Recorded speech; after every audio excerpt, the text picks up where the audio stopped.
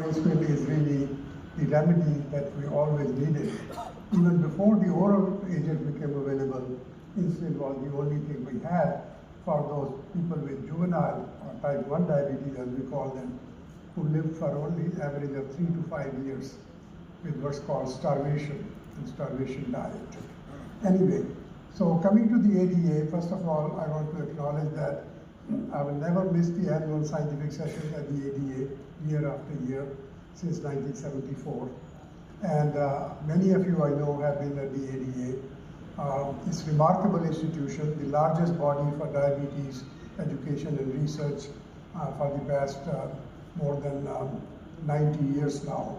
And so I think it's nice to see how much advances have taken place with the help also not only from NIH but for the ADA funding for young researchers who are still welcome to apply for grants for 1 to 2 years depending upon the area of interest.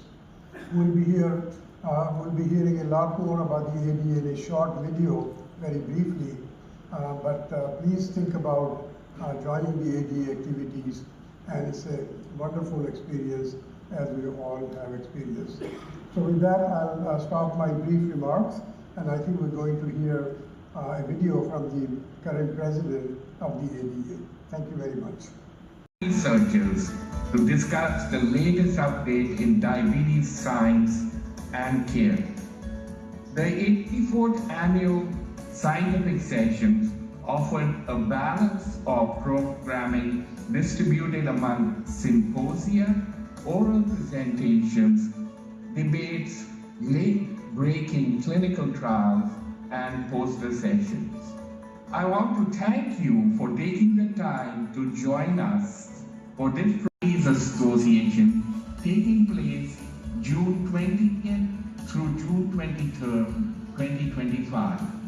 I very much hope. I treat all my DKs at home. I don't generally like them to be admitted in the hospital because it's easy to treat as long as they can drink enough fluid. Moderate DKA can be managed on a floor. It doesn't require an ICU admission versus severe DKA and requiring an ICU. So again, as I said that it's more of an US thing, may not be applicable here because our definition of admission to the ICU depends on many other things that include even finances of an individual, right? So just with a little grain of salt, I'm going to say that this may not be super applicable to you guys. Regarding the DKA management, in my opinion, nothing has changed for ages. Since I would say residency time, the DKA management has remained pretty much the same. But this time they added more clarity into the guidance. So it's more of a wordsmithing than actually the science improvement. So essentially, you don't have to read this busy slide, but I just wanted to again say that this chart has remained the same. The color has changed. It's pretty minor, some word changes and then clarity. So pretty much it's an IV fluid, insulin, and potassium replacement. These are the 3 pillars of DKA management, and even HHS with some minor differences.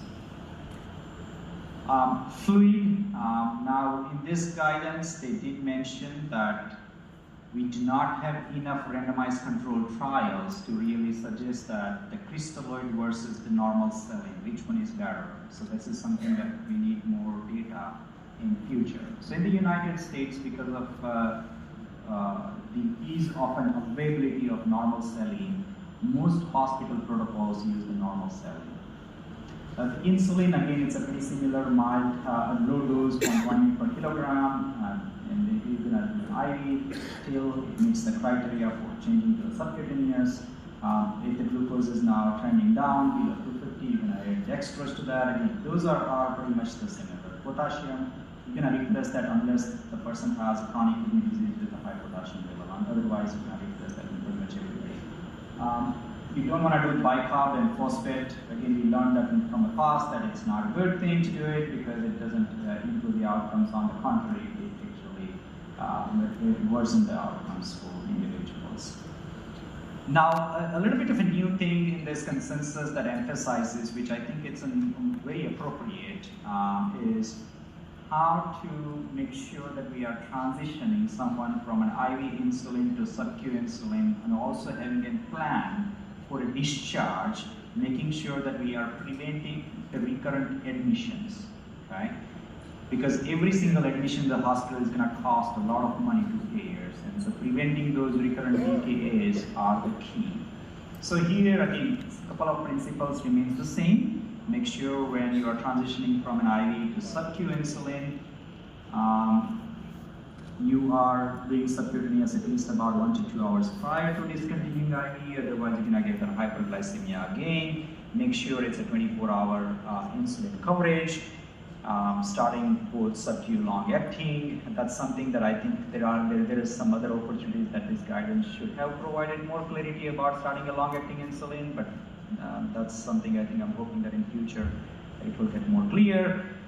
How much insulin to start? Now you have various ways to do that. Either you can calculate the total daily dose from the last 8 hours, 12 hours, depending on the hospital protocols, and then 50% of that total daily dose would be a long-acting insulin, 50% would be short-acting, divided into 2 to 3 major meals, right?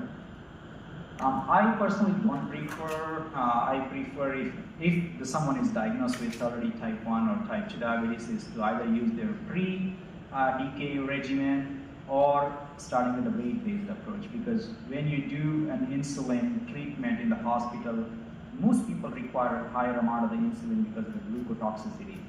So the TDD, that's a total daily dose, comes out to be slightly higher than what person needs. And so when you do a discharge, some people may experience some hypoglycemias afterwards. So I try to be slightly conservative in discharging and doing those insulin regimen.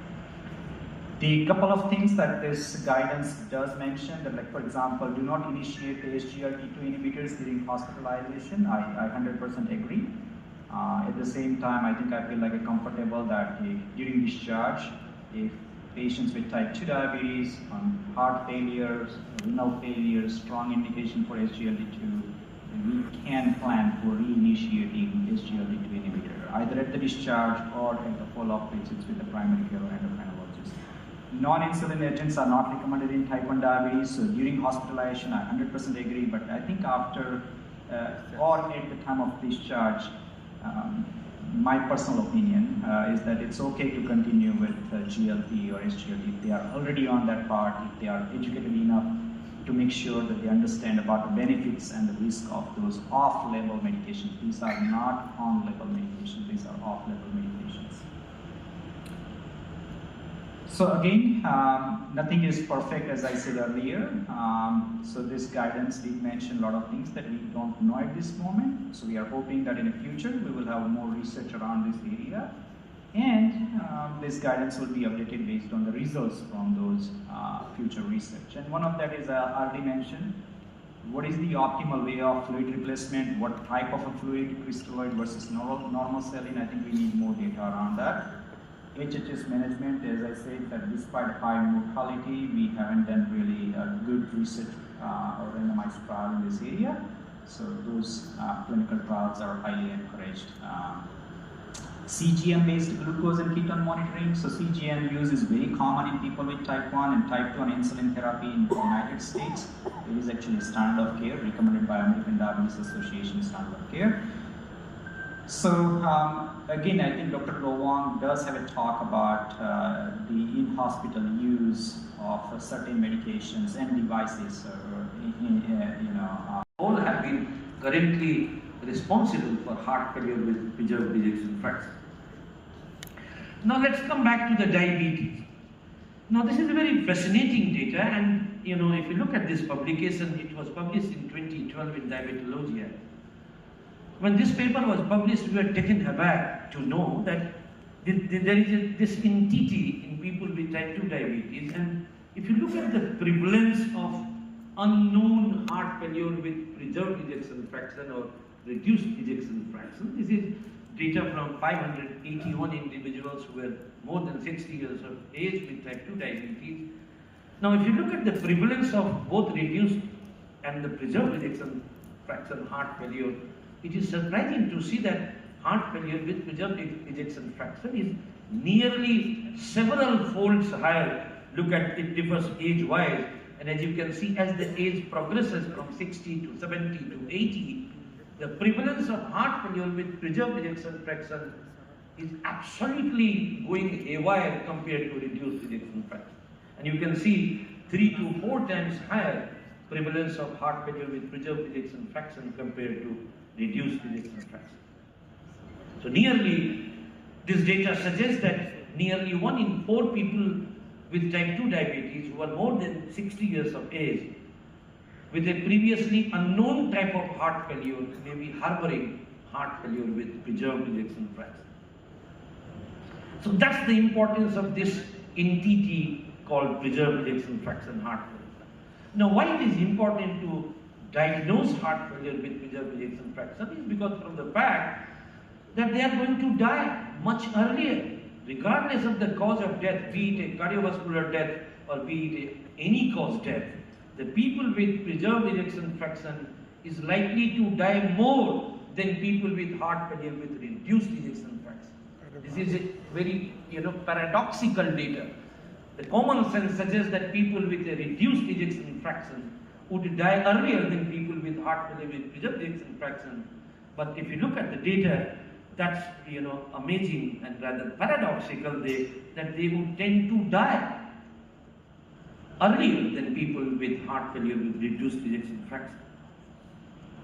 And look at the gap, in terms of cumulative incidence of CV death or all-cause death, which is quite higher in people with heart failure with preserved ejection fraction if you have got diabetes in particular. So naturally the question comes that we need to take care of this entity, which is called preserved ejection fraction. Unfortunately, there were several pharmacological agents that were tested in past, but none of these agents succeeded in showing a significant benefit in people with heart failure with preserved ejection fraction. If you look at the trial started way back in 2003, nearly 2 decades back. It started with ARB, Kennedy Sarton. Look at in the data from the Charm Preserve trial was the first trial that was a dedicated trial conducted in people with heart failure with preserved ejection fraction. Although there was a 14% reduction in the composite of CV death and heart failure hospitalization, but it did not achieve a statistical significance. Since then, after the Charm Preserve, you can see the PEP-CH heart failure trial, the Irbesartan Preserve trial called I-Preserve, the Topcat trial conducted with spironolactone, and recently the Paragon heart failure trial conducted with sacubitril valsartan, which is ERNI. If you look at all these data, there was a trend of benefit, but in none of the trials it achieved statistical significance, and therefore we had no agent that was licensed to treat heart failure with preserved ejection fraction. So despite your effort to diagnose heart failure with preserved ejection fraction, you don't have anything in hand to save them. None of these trials showed any clinical benefit with these agents, be it ACE inhibitor, be it ARB, be it ERNI, be it MRA. Therefore, the researcher and the scientist across the world was looking for something to offer in people with heart failure with preserved ejection fraction. The CLT2 story is fascinating.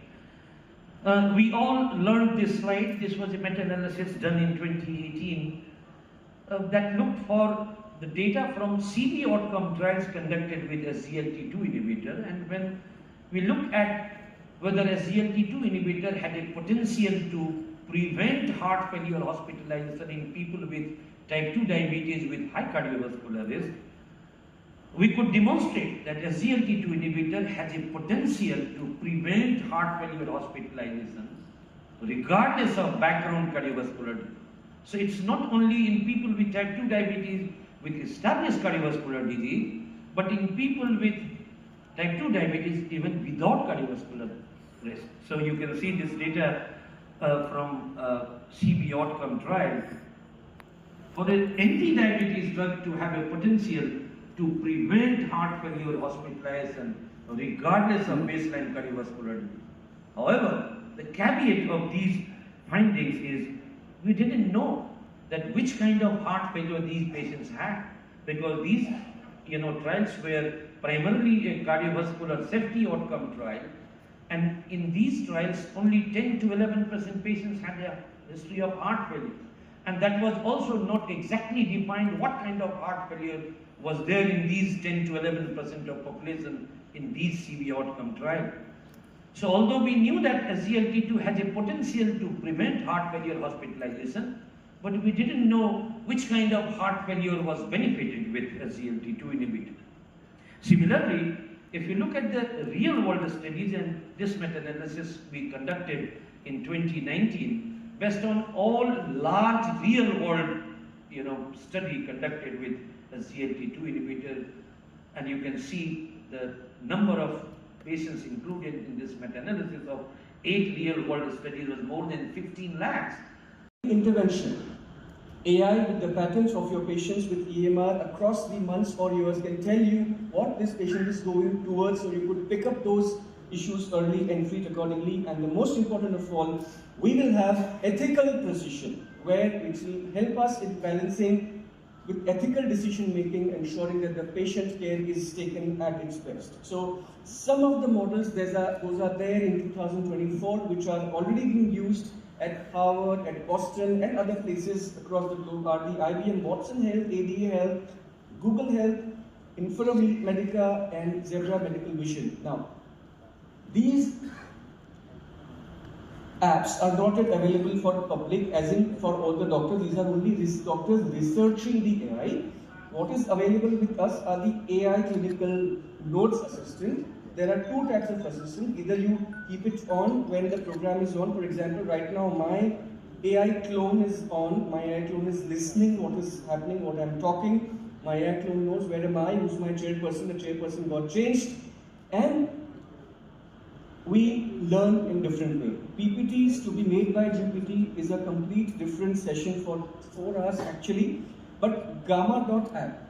Before I go into details of this, I would want to know how many of you in the hall are using ChatGPT on your phone.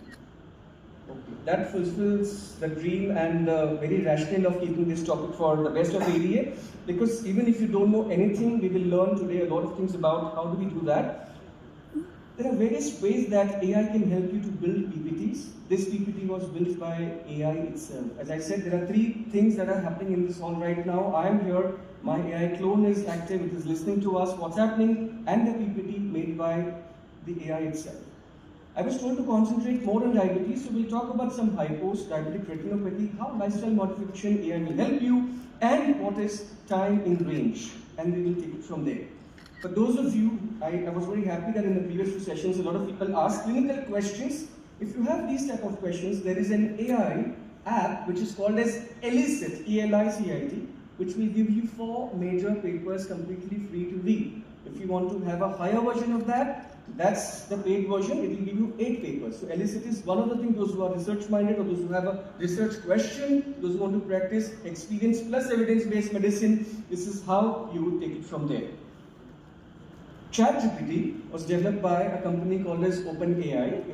Those who do not have ChatGPT or those who have never used, if on your phones, if you type from the Google, openai.com, you will see that the ChatGPT will open. Or if you type Claude, you will get both these websites and apps completely over there. For ease of understanding, I'm going to show you one slide. I had taken a lecture for 1 hour on ChatGPT workshop. I'll show you next slide, one agenda, how ChatGPT is useful for diabetes clinicians. It will help you to customize your consultations to that particular patient. Your lab reports, your summaries. How many of you see a lot of patients with 25, 35, 45 pages of reports just submitted in front of you? You could ask them to give you PDF, you put that PDF in the ChatGPT and tell ChatGPT, depending upon whether you are interested as a diabetes and cardio, diabetes and nephro, diabetes and neuropathy, ask the ChatGPT to give you 5-6 reports from that. It will give you, Dr. So-and-so, these are the reports that we have asked from this 35-page long thing, and it is there within less than 30 seconds in your particular palm. You do not need to turn the pages repeatedly. This is one reason why doctors take suddenly long time for consultations and avoids medical errors. assistants with research and receptionist.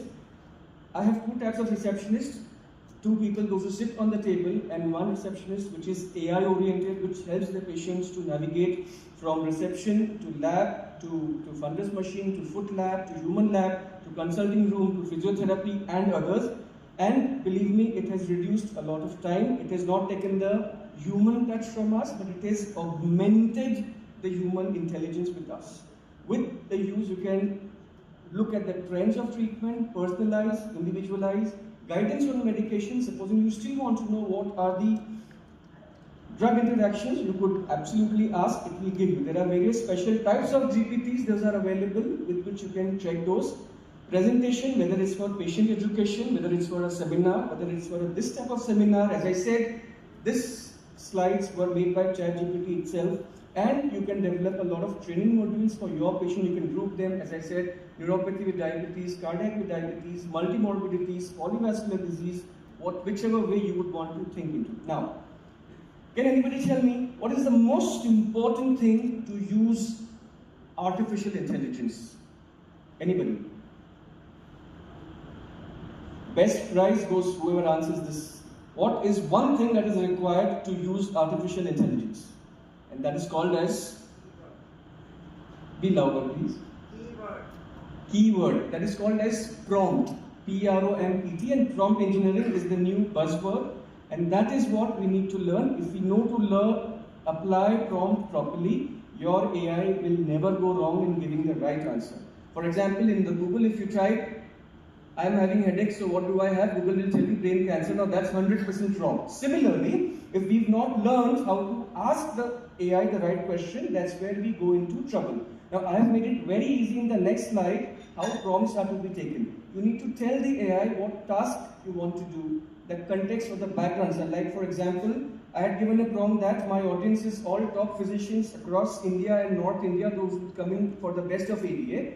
Examples, I gave an example of CGM because diabetes had to be taken. Persona, I said it should be in a professional tone and in a way that it could help people, those who want to learn basic ChatGPT versus even the advanced version, which I'll show you towards the end. Format was organized in the format of slides and tone to keep it resonant with the particular thing. And I knew that this was going to be a post-lunch session, so there are few things that I'm going to go there and show you. This is how you remember. That's the ABCD of artificial studies of glucose-lowering drugs were done 3 or 4 decades back, when they had chlorpropamide, metformin, insulin.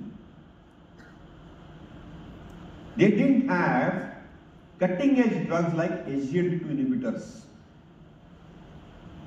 Imagine if they had SGLT2 inhibitors, and me and Sharad are old friends maybe for 20-30 years, if they were there that time in UK, and that's a research question for us to answer, is can early introduction of SGLT2 attenuate that legacy effect?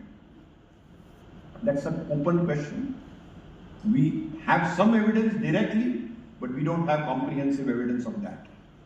So how has diabetes therapy changed? As Dr. Om Ganda very nicely mentioned, Dr. Jocelyn lived in an era where there was no insulin for 1/3 of his life and of his practicing life, and then insulin came. The World War soldiers in the Second World War had hypoglycemia due to sulfonylamide antibiotic. That's how they discovered sulfonylureas. And then metformin in US, this is a US slide, got approved way back in 1993. In India, of course, we have had 60 years of it. Then came alpha glucosidase inhibitors, still used in India, but not popular in the US.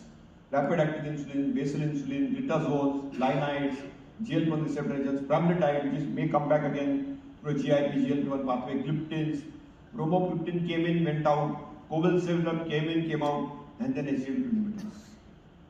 And the ADA for which we are assembled here started putting these very elegant standards of care from 1989. And every year now, on 1st of January, or maybe in the last week of December, we look forward to this ADA document and what they have revised. Unfortunately, despite of all these medicines, post-pandemic, mortality of diabetes has not come down. We have new drugs, new technologies, We have Altamas's artificial intelligence. But before pandemic, every 6 to 7 seconds, one person used to die due to diabetes. Now every 4 seconds, one person dies due to diabetes. Before pandemic, when I used to be at IDF, every year we were losing 4 million people due to diabetes on planet Earth. And now we are losing close to 8 million people. So actually mortality has doubled. There is excess death in diabetes, despite of the new medication, because their impact will be seen probably after 5 years, 10 years, 15 years. Just like even the life expectancy worldwide has got dented. So pandemic stress has made a dent on our lives, and you can see people are not getting to target. We are not able to get them to target at all, and despite of all the new medications, the A1C keeps propelling up. Are we doing something wrong? We all know it's very tough to maintain a good glycemic control. That 6.57 is tough, and with monotherapy it's almost impossible. And we showed this in our STAR study from India very clearly that 67-70% of people in India don't achieve their targets. And it's both prandial and fasting and A1C. It's uncontrolled, and that's very, very difficult and challenging. We have a unique phenotype. We are thin-fat Indians. We have a lower BMI, but central adiposity, which is waist circumference. And we are thin-fat, we have more insulin resistance, we have more inflammation, we have low adiponectin, typical dyslipidemia, and we are very coronary prone. So that's our phenotype. Do we need a lower dose? We don't know. Probably we do. Do they respond better to a lower dose? Probably we do. Are there real ethnic variations between the Caucasians and us? Do we have genomic or polymorphic differences as Indians? We don't know. But a couple of things are very clear. We eat more carbs. Whether you had your shahi tukda outside or the biryani outside from Lucknow, we definitely are a carbohydrate country. We showed it from our STAR study. And therefore, in India and in China, glucosidase inhibitors work. And we also have a larger carbohydrate exposure on our intestine, which is why gliptins, which typically in the Caucasian population have an efficacy of 0.5, 0.6% or 0.8%, in Indian population have 1%. So there are differences due to the carbohydrate load on our diet and clearly on the glucagon pathophysiology. We do have some genomic traits, but clinically there is nothing for us to know as clinicians. Our student in pharmacy with Dr. Panikar and myself, long time back in IDF Montreal 2009 showed that typically glitazones, for example, we are insulin resistant. We need a small dose of glitazones, but glitazones used to cause edema, used to cause weight gain, and we showed whether it was 7.5, 15 and 30, and we published this data later. The A1C reduction was the same, but the weight gain was less at the lower dose, so definitely that is there. Professor Mohan from Chennai, when sitagliptin had to be registered,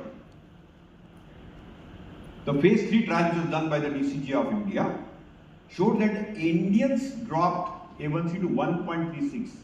Global average is 0.6 to 0.8. Koreans also dropped 1.38. China 0.69. Why was the difference? Carbohydrate load. Because whether it is the serialized economy, whether it is the paratha or the wheat from north of India or rice from the coastal of India, we are a carbohydrate country. We have carbs, fat and less proteins. And our A1C drop with the gliptin was more. But do we still need to combine? Because a single agent is not getting us to target. And my whole idea of this is to hit hard, hit early, we are combining. Because we have to show a sense of urgency. People are dying, we need to get them to control. And therefore we have to hit hard, hit early.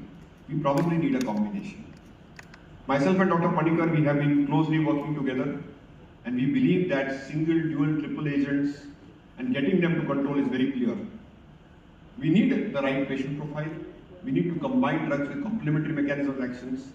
We need to study efficacy and safety in a very scientific way, and we need to know when. We clearly recognize that at diagnosis of type 2 diabetes, already 50% have complications, and more than 50% the beta cell function is lost. And currently, as I told you, 2/3 of the patients don't achieve their target at all. So the idea of early combination is hit hard, hit early, get to glycemic goals early, reduce side effects, and you can get lower doses at 50%, and we need complementary modes of action and get some pleiotropic benefits like we get from statins. For example, even if LDL cholesterol is normal, we stabilize the plaque, we prevent a vulnerable plaque rupture. Abnormalities of kidney structure or function. So adult polycystic kidney disease is chronic CKD. Present for more than 3 months with implications for health. What a Bekar definition. So what we follow is CKD is classified based on cause, GFR category and albuminuria category. This heat map you must have seen many times. Just go back and see again. So CKD, based on the right hand side, classification of CKD must consider the etiology of the disease, which is systemic disease or primary kidney disease. You and I are dealing with the upper half. He is dealing with the primary kidney disease part. Anybody with a GFR less than 60 or an ACR more than 30 persisting over 3 months has got CKD. So once you get this definition, you will realize how common is CKD. The concept we have of CKD is patient coming with leg edema, anemia, shortness of breath. That is advanced CKD. You and I have to pick CKD much earlier so that we can prevent them to going to him for renal replacement therapy. So if you come back to the question, for A, B, C, and E, all of them are CKD. The only one who is not CKD is still the 62-year-old man with hypertension for 10 years. If you see his GFR is more than 60, ACR is less than 30. The trick one here was the person with adult polycystic kidney disease still has a normal GFR, no albuminuria, but it's got structural renal disease, so by definition also becomes CKD. So what's the prevalence of diabetic kidney disease? This is the next question. I don't know whether your technology is ready up there. Question number 2, the estimated prevalence of CKD in adults with type 2 diabetes is less than 15%, 15 to 30, 30 to 45, 45 to 60, more than 60. Can we have the timer on? Is it ready? No.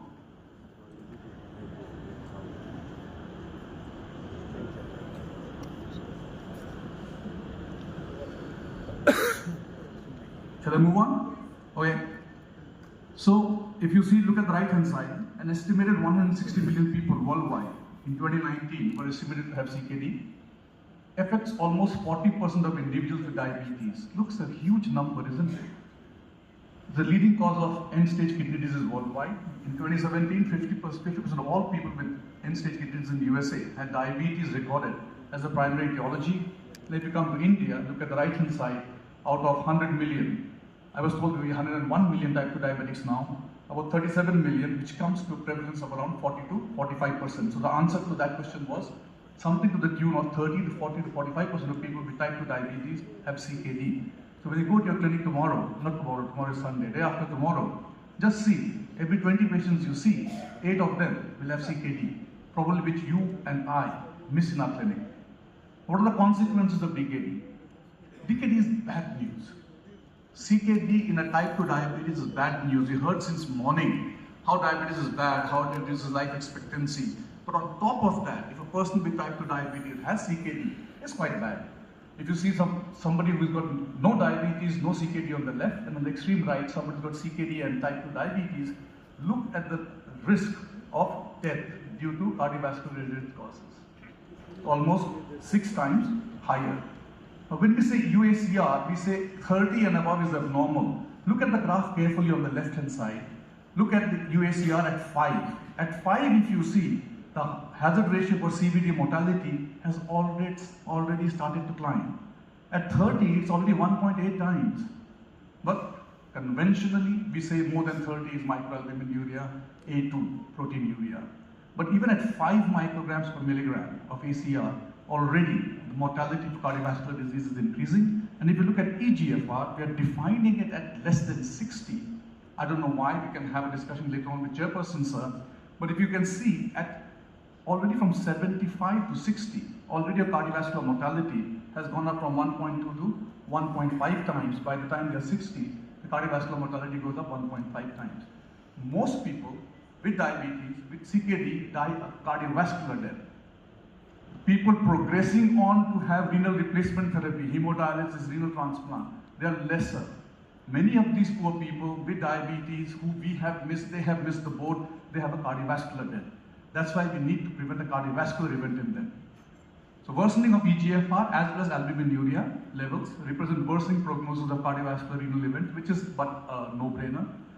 The worse the renal function and the worse the albuminuria. So if you just let's take G3A, GFR is 45 to 59. If you have albuminuria, now A1 is, that's why A1 has become a diagnosis in CKD, because as I said, ACR more than 5 is already increasing your cardiovascular death. So if you take somebody with G3A who's got A1 and G3A, look at the risk of mortality. Yellow means lower risk, and if the same person with GFR of say 58 has a proteinuria of say ACR of 350, the risk of cardiovascular death, all-cause mortality, progressing to end-stage kidney disease requiring renal transplant increases tremendously.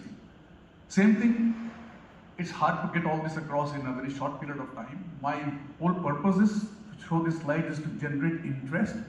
So if you are in this field, go home and read a little bit more. If you are not, then just read the headlines. The headlines give you the take-home message.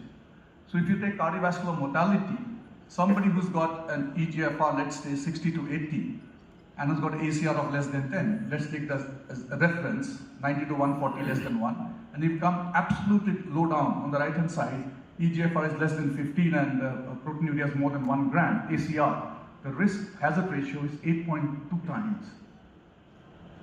If you come to kidney failure, progressing to kidney failure with renal replacement therapy, look at the reference on the left, 90 to 104, which is a white box, that's the reference.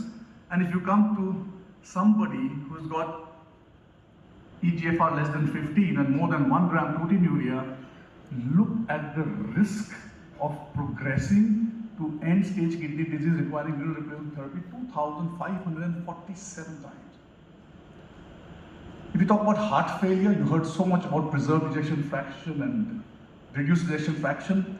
People with CKD have a very high risk. So whatever Dr. Avdesh spoke to you in the morning applies 10 times more than somebody with type 2 diabetes and CKD.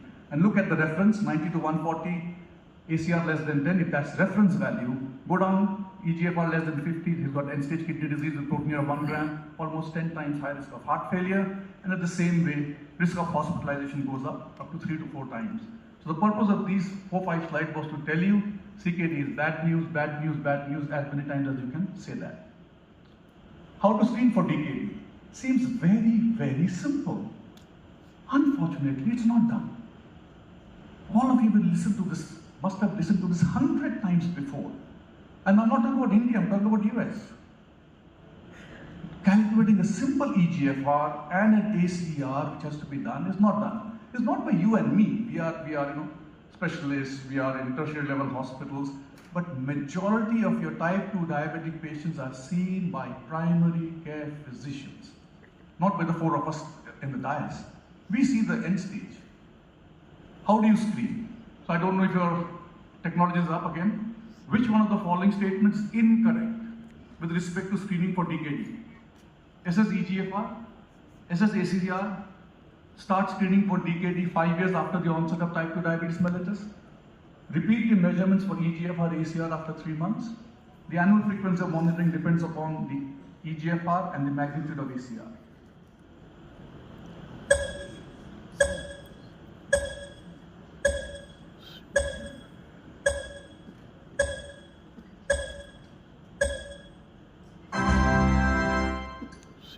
Yes, this was an easy one. This is what the ADA standards of care, this is the latest one, 2024 says, at least annually, urinary albumin, spot albumin creatinine ratio, and estimated eGFR should be assessed in people with type 2. Or some people have side effects on one and not the other. So keep that in mind. I know it's not available here, but we use it for the past couple of years. Okay. Now there was once the propensity score matched analysis, just comparing all the studies that have been done, 18,000 people, where they compared SEMA versus tirzepatide on weight loss. And you can see whether you look at 5% weight loss, 10% or 60%, tirzepatide performed better. Okay, but again, it's not a head-to-head comparison. It's a propensity match observational analysis. So we need more data in that regard. Okay, now my focus is the cardioprotective effects And Cecilia Wang, our other faculty member, will talk about tomorrow on the renal and sleep apnea effects with these agents. So this is a huge area, as you know. It starts from central nervous system. The main effect of GLP-1 receptors or any incretin is not on the gut, it's on the brain to teach us how to eat less and feel less hungry. Then the effect on liver, kidney, blood vessels, atherosclerotic plaque, inflammation, all of this combined to provide us with cardioprotection, as you can see here. And also there are effects on the myocardium that are now coming into light because of the recent study that showed the effect of this agent on the parameters of heart failure. Okay, I also want to, just to balance things off, give you established and emerging evidence of this and of this data, and also what may be coming up. So these are the established benefits: stroke, MI, preserved heart failure that I'm going to talk about, and DKD. And these are all well known to you. These are evidence-based effects. And finally, investigational effects. There's a lot of interest, huge amount of interest these days. Metabolic liver disease, it should reduce it, common sense, but it's not yet approved for that purpose. My guess is that semaglutide will be approved because this has been shown to have major effects on hepatic fat reduction. But you know, obesity does the same thing. So is it on top of obesity reduction? We don't know yet. This is the most exciting part, the neuroprotective effects of these agents. Of course, predominantly they work on the receptors in the brain. So do they cause long-term improvement in the risk for Parkinson's, Alzheimer's? Is the most important burning question right now. Of course, we need to wait until we have more data. And then there are some established and putative adverse effects to balance it off. So we all know what is shown here in the red or pink. These are all well known. You know, GI side effects, a little bit of gallbladder increase, disease incidence, sarcopenia. We know that muscle loss does occur along with the fat loss. And the question is the muscle loss out of proportion to the fat loss? The sum total of evidence thus far suggests it is not. It's about the same. But can we prevent muscle loss but only achieving the adipose? That is the holy grail. And there are new drugs being developed in different mechanisms of action. They may actually do just that. Only cause fat loss without causing. Won't that be great? Especially for some of us who are getting to be of age that loses muscle with age, let alone anything else. And then there's a big question about thyroid cancer. I would say you can write it off. It doesn't occur. There will be a huge amount of data now. It only occurs in rats and other animal models. So I would remove this question mark. Pancreatitis and cancer are still an open question. If you have history of pancreatitis or gallbladder disease, be careful. Okay? So that's still a possibility. We see patients with it. This is a big one. We don't know the answer. Do they worsen retinopathy? This was brought up from the semaglutide study, SUSTAIN 6, in which there was some increase in retinopathy. But the big but is those people who had A1C above 9% and moderate to more enhanced retinopathy, they are the ones who got worse. So based on that data, the FDA asked the company to do a separate study, and that study is currently in progress. Okay, we'll know the results, unfortunately not until 2026, but that study is in progress. Okay, so look for that study. Or you can invite me again in 2026 and I'll give you the answer. Okay, next one. So just to complete this whole list of things, I just want to remind you that it's not going to be just a single receptor agonist or a dual receptor agonist, as we just talked about the tirzepatide, but there's going to be down the line other agonists, GLP-1 receptor and glucagon co-agonists. Years and years ago, French did a study of looking at the weight loss effect of metformin and also other agents that might be glucagon-based.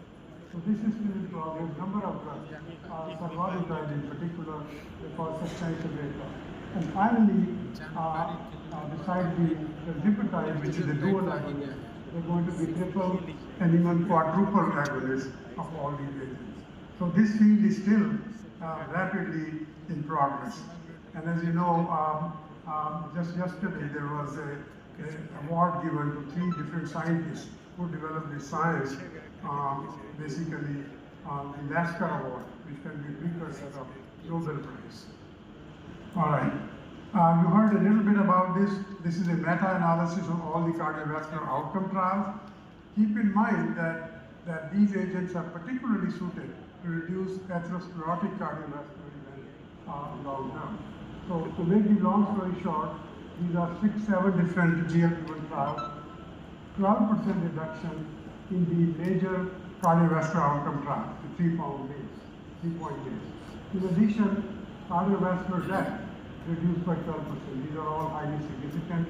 And all-cause mortality, for some strange reason, everything is 12%. Just remember 12% overall in the course of 3 to 5 years. MACE reduction, cardiovascular death reduction, and total mortality, which is always a very welcome news. Okay, now you just heard a little bit about the effect of race on cardiovascular outcome trials from Dr. Shah. I just wanted to show you the data. This is actually a more recent data than what he showed you. And you can see 32% reduction in Asians in cardiovascular outcomes versus 13%, overall 16%. Now, granted that the people of Asian descent were relatively smaller in number, but this difference is very striking. Not only that, I don't have a slide to show you, but the question comes up, how old an age you can use where you can prescribe these agents. And there was a very beautiful recent meta-analysis in the Annals of Internal Medicine which showed that people above the age of 75 do as well as people under and above the age of 65. Were involved. The median follow-up was 3.4 years, and there were 387 sites with over 3,500 participants. India contributed 231 participants, and the US had over 700. What was the trial design? So, as I mentioned, it was multinational, randomized controlled clinical trial, and the key eligibility criteria were adults with type 2 diabetes with an A1C of 10% or less on a RAS inhibitor, and there were 2 categories of CKD. So either a GFR of between 50 and 75 with a UACR of between 300 and 5,000, or a lower GFR of 25 to 50 with a UACR of 100 to 5,000. So the patients were randomized in a 1-to-1 ratio to either once weekly subcutaneous semaglutide 1 milligram or placebo. Both of these groups received standard of care.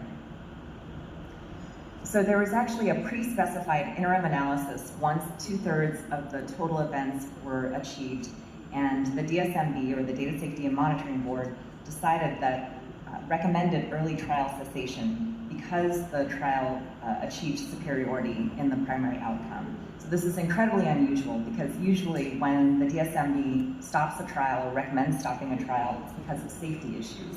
But interestingly, for the FLOW trial, the trial was recommended to be stopped early because it was felt to be unethical to keep patients on placebo because of the market signal for benefit that was seen with semaglutide. Here was the primary outcome. So it was time to first occurrence of major kidney outcomes that consisted of one of 4 components: either onset of persistent 50% or greater reduction in GFR compared to baseline, kidney failure defined by either onset of persistent GFR less than 15 or initiation of chronic kidney replacement therapy, so either dialysis or kidney transplant, kidney death, or cardiovascular death. The confirmatory secondary outcomes included annual rate of change in GFR, so I'll show you that in a few minutes. Also, time to first occurrence of a composite MACE outcome that was the classic 3-point MACE, and time to occurrence of all-cause death.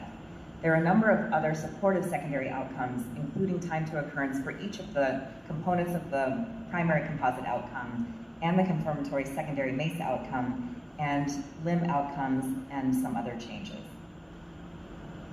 The baseline characteristics are listed here. So the baseline A1C mean was 7.8%, BMI was about 32, body weight about 89 or 90 kilograms or so, and you can see the blood pressure is listed there. So most patients had diabetes for a very long duration. So over half had diabetes for 15 years or longer. And about 20% had heart failure. About 23% had a prior MI or stroke. This slide, I think, is incredibly important. So many of the trials, well, actually all of the CVOTs that we've seen that don't have dedicated kidney outcomes have very low proportions and numbers of patients with severe CKD.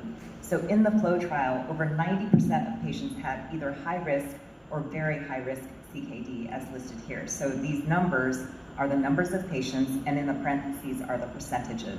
So you can see that there are very, very high percentages of people with high risk or very high risk CKD. The baseline medication use is as expected, so most people were on RAS inhibitors, about 60% were on insulin, 80% on lipid-lowering drugs, and about 15% on SGLT2 inhibitors. The change in A1C by the time the trial was terminated early was about 0.8% on semaglutide compared with placebo.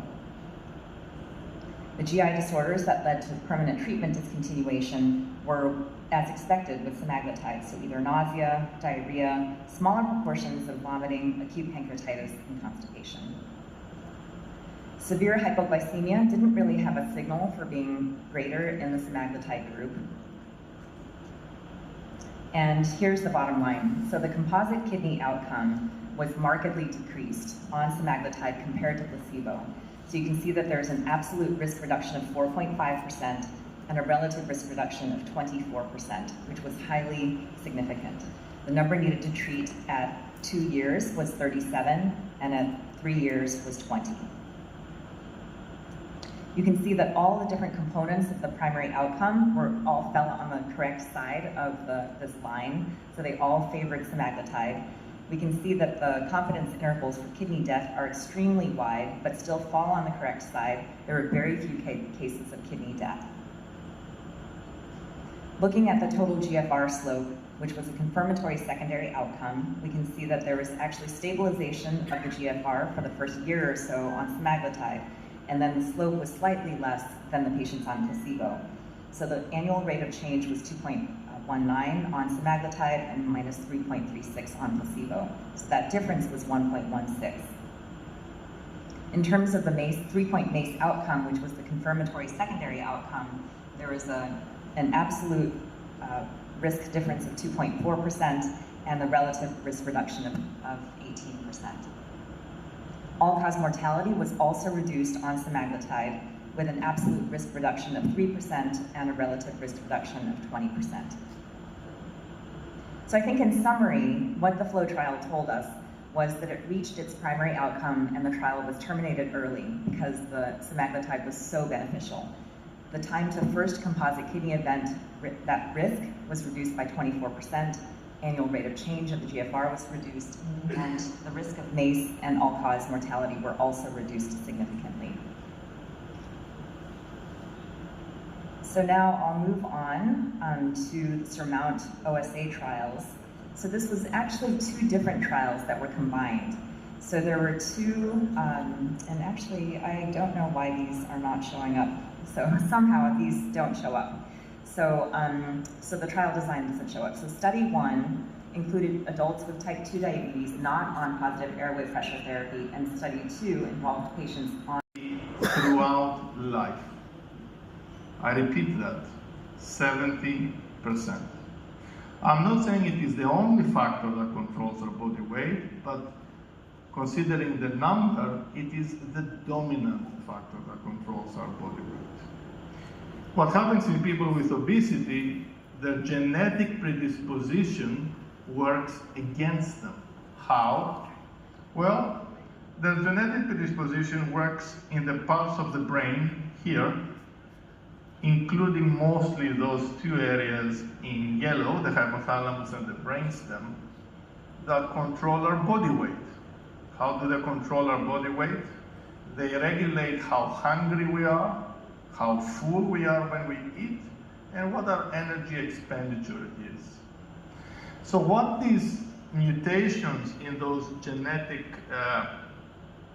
in these genetic materials do is they disrupt the neural signaling in those parts of the brain that control our hunger and our fullness. And it is for that reason that people with obesity have the characteristic symptoms of the disease, which are high hunger and low fullness. As a result of that, they overeat. Thinking, so our cognitive function here in the cortex is not enough to stop it, because you cannot think yourself not thirsty. In the same way, you cannot think yourself not hungry. So this can be some very smart people that have succeeded in most parts of life, professionally very competent, and still they cannot control their overeating. And that is because they have got to fight a biology, they have got to fight a disease, and that is the disease of obesity.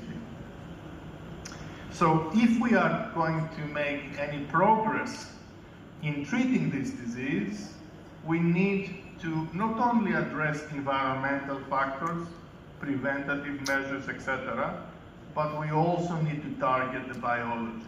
And it is for that reason that in the last 5 years, you're seeing this explosion and this revolution in pharmacotherapy for obesity. It's because we have understood the pathology.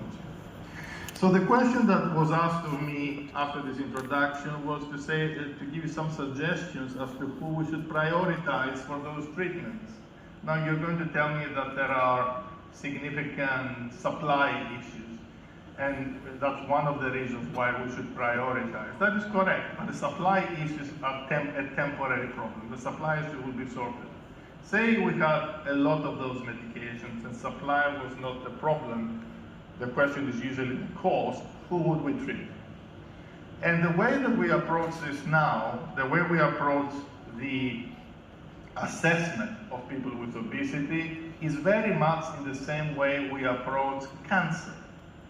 So when people come to us in the clinic, we don't just measure the body mass index and say, okay, here you are, you have obesity, do X. No. We go through their body mass index, of course, or other measures of adiposity, but we also stage them in terms of the complications of the disease of obesity. What are these complications? They can be cardiometabolic, they can be functional, and they can be mental health. Here is one staging system that you can use, which is has been published quite a bit. This is the Edmonton system, and you'll see people range from stage 0, which means that they have obesity, but they are healthy, over to stage 4, where it is they have obesity and very severe complications. The system that I have used over the years in the UK is one developed by King's College, which is very similar, just a bit more granular than the Edmonton system. And again, we follow the same approach. We go through the complications of obesity here, and then we stage people from health to at risk, established disease, and advanced disease. Why do we stage people? Because then that can help us decide what weight loss our target should be to improve their specific obesity-related complications. Because not all people need the same amount of weight loss. So if someone has got obesity and pre-diabetes, a 5% weight loss is enough to improve their complications. But if someone has got obesity and established heart disease, and obesity and heart failure, then 5% weight loss is just not going to be enough. People need 10 or even 15% weight loss to improve obesity complicated by cardiovascular disease. And here I also want to say one more thing, which is that weight loss is only one way that we can treat obesity and its complications. What you'll see from the slides that we've already seen, but the ones that I'll show you as well, is that the molecules that we're using today that cause weight loss also happen to have weight loss independent effects on the target organ. So you can have direct and indirect modes of action. How do we know that 10% weight loss roughly is what we need to help people who have cardiovascular disease? We know it from the very famous look-ahead randomized controlled clinical trial that was done in people with obesity and diabetes in the US. And there what they did is they used behavioral modification only. And what they found in a subsequent subgroup analysis was that those people that lost more than 10% of their body weight through this behavioral modification were those that achieved both the primary and the secondary outcomes. Those were the people that lost, that had a 20% reduction in the major adverse cardiovascular events across the trial. So these were also people with diabetes. So yes, I would say to start with in general that people with diabetes should be prioritized for pharmacotherapy. Whether they have complications or not, I would argue, but certainly if they have got complications, and in particular cardiovascular or renal disease. And finally, the American Diabetes Association and the European Association for the Study of Diabetes finally remembered that obesity is a very important factor to treat when we are treating diabetes. So here it is now, featuring prominently in the guidelines for the management of diabetes. Huge burden, and that's depicted quite clearly here. Okay, going back to the same paper that I just mentioned about the Global Cardiovascular Risk Consortium, one of the things that is noteworthy is shown on the right. What are these risk factors for each and individual complication, particularly CV disease, all-cause mortality, and so forth. So for CV disease, the three biggest ones are systolic blood pressure, again non-HDL cholesterol and diabetes. They provide the highest population attributable risk. All-cause mortality, smoking, blood pressure, and diabetes. So diabetes is really common to all these major factors that account for the very high risk in the population. Okay. Now this slide, I like it a lot because this in one slide summarizes our current situation in South Asia, particularly India versus Europe. You know that there are many people who are living in the UK who constitute this UK database, which has yielded a lot of very important studies and their outcomes over the last decade or so that this database has been in existence. We have another large one in Boston as well, but let me show you this one because this is the largest. In this database, they prospectively looked at about 450 Europeans and relatively much smaller but still significant 8,000 people who are South Asian. And they looked at MI, coronary revascularization, or ischemic stroke outcomes. Mean age 57, median follow-up quite impressive, 11 years. And I think one picture tells you, more than 1,000 words, as they say. So compared to Europeans, the upper line shown here in South Asians shows that there is more than twofold greater risk of cardiovascular disease in South Asians living in UK, but no surprise, it's the same ratio more or less in other countries as well. Another thing of note is that if you adjust for all the other risk factors, that still leaves you about 45% increased risk of cardiovascular events, atherosclerotic cardiovascular events in South Asians, highly significant. Major determinants, once again, diabetes, blood pressure, and central obesity, each of which is being under-recognized and under-treated all over the world, including India. So our biggest challenge is to find diabetes early, to find blood pressure elevations early, and to treat these people as early as possible.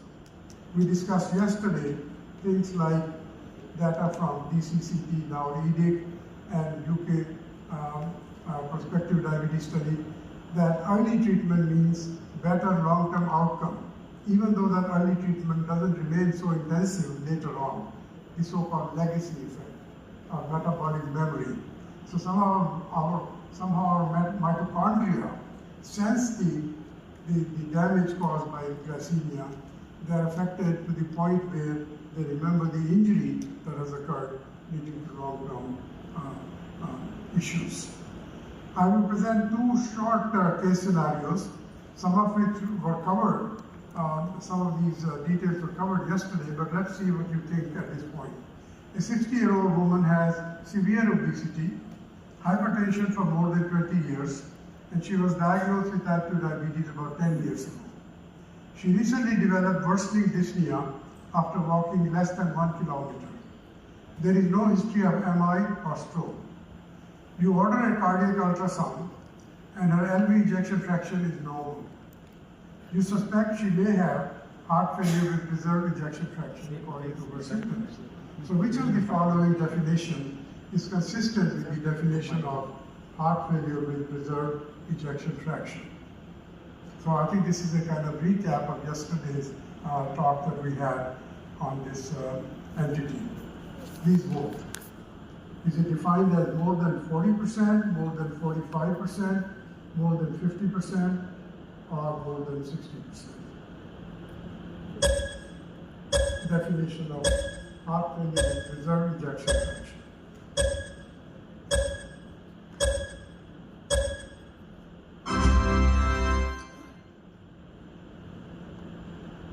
Great. So most of you felt it was 50% or higher. That is the correct answer. And there are people who have a number in between. Less than 40 is definitely reduced ejection fraction, and more than 50 is preserved ejection fraction, and 40 to 50 is intermediate degree, okay, marginal ejection fraction. And so in some of the trials that you will see, and some of those trials with preserved ejection fraction actually included some of these people at 40 or 45 to 50. So just keep that in mind. Now, there is the answer here. In addition to coronary artery disease, stroke, and peripheral vascular disease, here is our definition of ejection fraction. You can see less than 40 is reduced ejection fraction, above 50. Most etiology for this is hypertension, diabetes, and obesity. So it's more like a right ventricular problem, but also increased filling that persists without being ejected. So the diabetes impact on cardiovascular disease, couple of points other than what we have already discussed. And I just want to make the point that in patients with diabetes, not only there is more than a twofold increased risk of heart attack, stroke, or new onset heart failure, but in addition, we have to recognize that peripheral arterial disease and heart failure are underappreciated, and currently are the two most common first presentations of diabetes-related cardiovascular disease. And there's a lot of new data that's coming out to show that we somehow replace the cardiovascular disease as the leading complication for good reasons, because we do so well for those who have this problem, with other issues such as heart failure, increased survival leading to part of the heart failure, and cancer in people with diabetes. So that we won't go into much detail today.